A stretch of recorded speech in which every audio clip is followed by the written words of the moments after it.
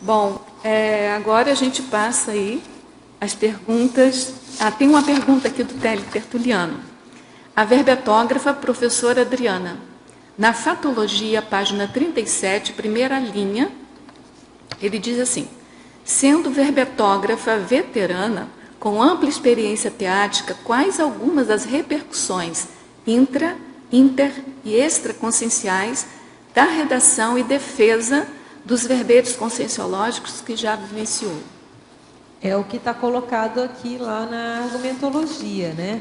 O que a gente vê, por exemplo, na repercussão intraconsciencial, a gente chegou a colocar alguns itens lá, a gente tem a oportunidade de criar um hábito de escrever cada vez mais. E o que eu acho que é interessante no verbete é porque, óbvio, fazer livro é muito importante, mas o verbete você tem a ideia, você consegue refletir e você consegue publicar aquela sua parcela daquela sua ideia. E você vai recebendo heterocrítica desde o início, né? Você vai e manda um verbete, aí vai ter os revisores. Então, essa interlocução, da gente até chegar aqui, sentar e apresentar o verbete, vai aumentando a nossa confiança nas nossas ideias. E a gente vai tendo feedback, a gente também vai ajeitando, vai acertando a nossa maneira de escrever. Então, isso eu acho uma coisa importante.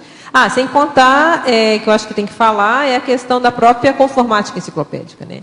Então, no momento que a gente começa a se dedicar ao conforto da enciclopédia a partir da forma, o pontinho, o negrito e esses detalhes todos, são grandes as repercussões intraconscienciais em termos de detalhismo.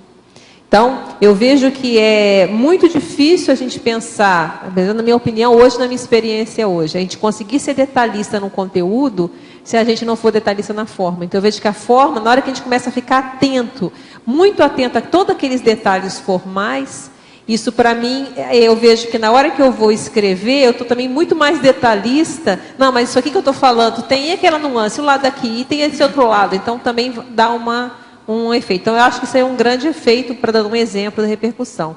Interconsciencial, eu tenho um exemplo dentro da minha casa, por exemplo, não da minha casa, na família, de pessoas que começaram a assistir tertúlia. Pessoas que não queriam saber nada de conscienciologia, aí começaram a assistir porque sou eu, né? Aquela coisa assim.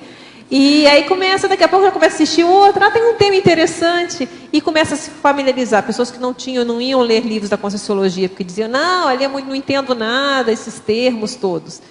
E, de repente, ouvindo, começa a entender neologismo. Então, isso eu acho que é um grande ganho interconsciencial também de assistência, né? Se encontrar outros que a gente pode falar ainda ao longo da tertúlia. E extraconscienciais são fora de mim, né? Então, fora de mim, a gente vê, às vezes, uma ideia nossa que foi lançada e que ela deu ressonância em alguém, assim, a gente tem um feedback. Poxa vida, olha só, aquela sua ideia me ajudou muito, aquele seu verbete. Então, isso tudo são repercussões muito grandes que a gente tem. E lembrar que a gente está falando aqui para o mundo, né? Para o cosmos. E fica lá, né? Fica gravado. E não vai apagar, eu acho que não vai se apagar. Dizem que a internet não apaga, né? Tão cedo. Então vai ficar aí para a posteridade, para outras vidas, a questão lá das nossos posicionamentos. Agora, dentre toda essa explicação que você deu, que eu acho que é perfeitíssima, uma coisa que, para quem nunca escreveu, é importante, é o primeiro item que você destacou, que fazer verbete, ele é mais, assim, entre aspas, rápido. Para uma pessoa que nunca escreveu, ele tem logo, de imediato, a resposta daquilo que ele está escrevendo. Ele tem logo uma possibilidade de publicar, ele tem logo uma possibilidade de ver o retorno, né, o feedback daquilo que ele escreveu, e aquilo pode incentivar, né? Porque para uma pessoa que nunca escreveu, de repente, escrever um livro, alguma coisa assim, é mais demorado, né? E além de todos esses itens que se levantou, obviamente, são importantíssimos, né? A fórmula formal, que dá toda uma... né? Mas... eu ia concordar com você, porque o que acontece? Foi como eu falei, na hora que você tem uma inspiração de uma ideia, e essa pessoa fica lá, as pessoas têm várias ideias na cabeça e não dá andamento para isso. Na hora que ela vai pegar essa ideia, ela vai aprofundar essa ideia e transformá-la em um verbete, e ainda vai ter o feedback, leia os revisores, não, isso aqui não tem lógica, isso aqui tem lógica, isso aqui...